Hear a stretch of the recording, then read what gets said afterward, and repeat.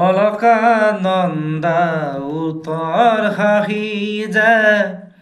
ৰজনীগন্ধা ফুলৰ পাহি সৰণি মাহ হৈ আকাশতে যে